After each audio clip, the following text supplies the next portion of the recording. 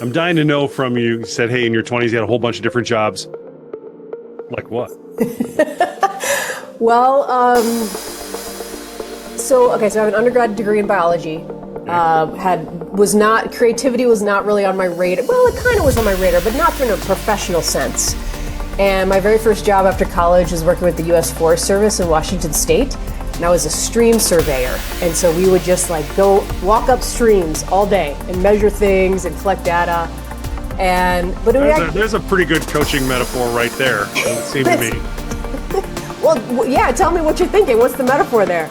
Well, sometimes when because I'm sure you go out in a team when you're walking up the data to gather that, walking up the stream to gather that data, and everybody has a little bit of a unique viewpoint, and the water keeps rushing back at you, and the thing you're actually looking to discover is beneath the surface doesn't necessarily meet the eye.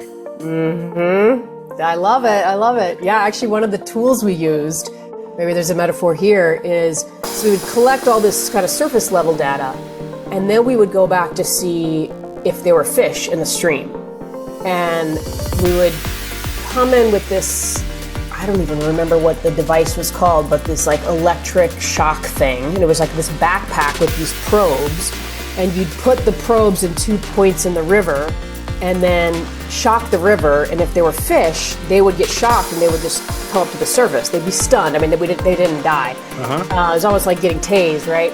And then we could see if there were fish there, and and then a few moments later, they would swim away. But that was how we looked underwater, got the data from underwater. That's I actually think that's a beautiful coaching metaphor, because sometimes it's like being tased. You have to be stunned based on the discovery, and it takes a moment to float up to the top and then come back, reorient back in, and get on your way. So yeah, all right. Love it. So we're 2 metaphors in so far. I love metaphors. I feel like there's so much. They're like these shortcuts to help us have understand each other better.